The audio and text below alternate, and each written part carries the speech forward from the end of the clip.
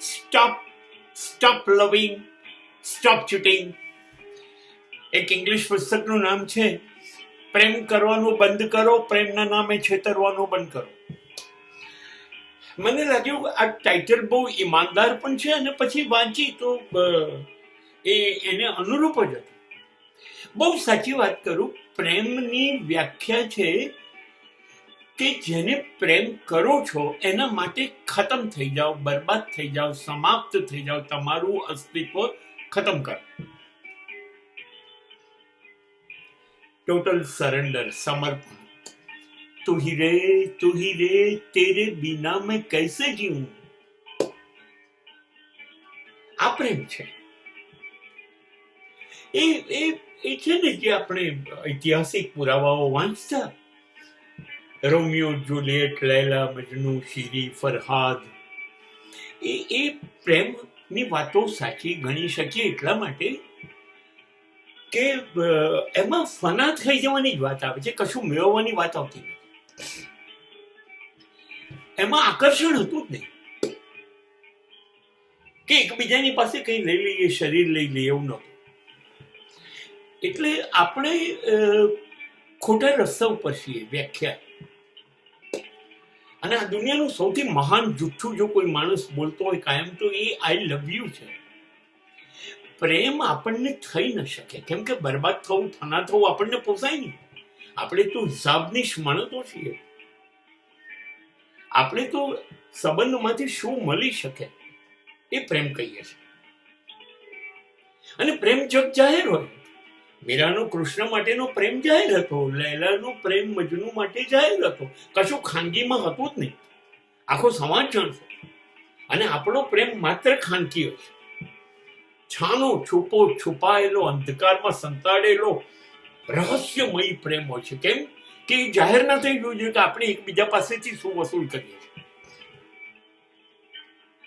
નહીતર આપણે ગેસ્ટ હાઉસોમાં, અંધારા થિયેટરોમાં અને જંગલની ઝાડીઓમાં અને બગીચાના ખૂણામાં જવું પડતું હશે પ્રેમ હોય. એટલે ત્યાં અંધારામાં પ્રેમ વિકસે કેવી રીતે? પ્રેમ તો સ્વપ્રકાશિત છે. સ્વપ્રકાશિત પ્રેમને ખૂણે ખાંચરે કેવી રીતે લઈ જવાનું? એટલે પ્રેમ આપણે જે રોજ કહીએ છીએ મને બહુ પ્રેમ છે, પ્રેમ નથી. એનું એક ડાયવર્ઝન છે જેને મોહ કહેવામાં આવે છે શાસ્ત્રમાં. સામાન્ય ભાષાની અંદર એને લગાવ કહેવામાં આવે છે. હોય છે એક ખાસ લાગણી હોય.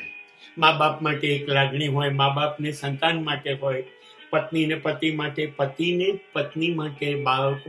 આ જે કંઈ હોય છે ને ક્યાંક એ લગાવ છે, લાગણી છે, મોહ છે. આપણને એમાં બહુ મજા આવે છે, ગમે છે. એની સાથે તંદુરસ્ત લાગણી છે. કદાચ કંઈ લેવાની આશા ના હોય તોય ગમે છે. એ પ્રેમ નથી. કેમ કે એમાં આપણે બરબાદ નથી થવાના. એમાં આપણે બધું આપણું લૂંટાઈને લઈએ. એમાં આપણે એક ટકો પણ લેવાનું નથી. એવું નથી થતું. માટે પ્રેમ નથી.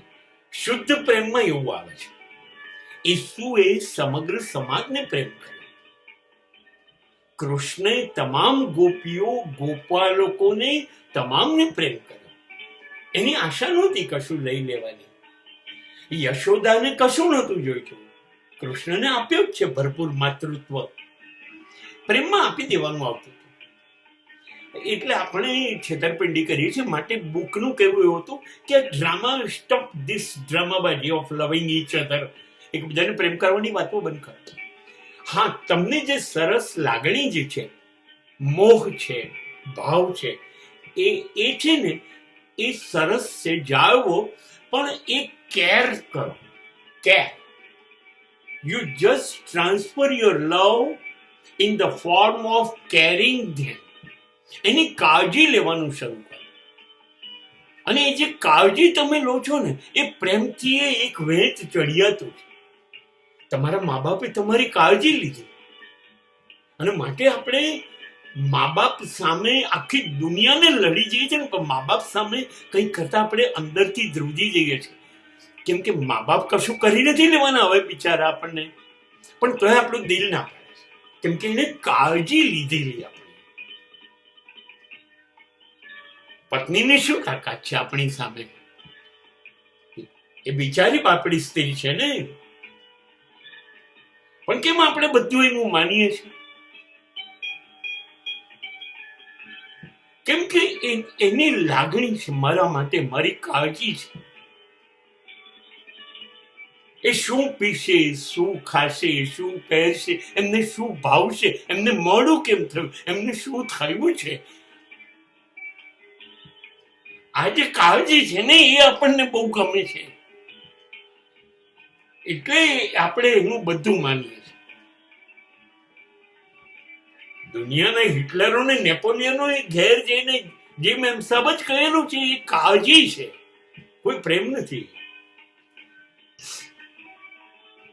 નાની દીકરી કે નાનું બચુડિયું આવીને આપણે મૂછ ખેંચી કાઢે, વાળ ખેંચી કાઢે, કપડાં ફાડી કાઢે, આપણું બધું અસ્તવ્યસ્ત કરી કાઢે, કેમ ચલાવી લઈએ છીએ? આપણે કોઈને દુનિયામાં નથી ચલાવતા. Mercer County Black Friday is here, and we're running our biggest promotion of the year.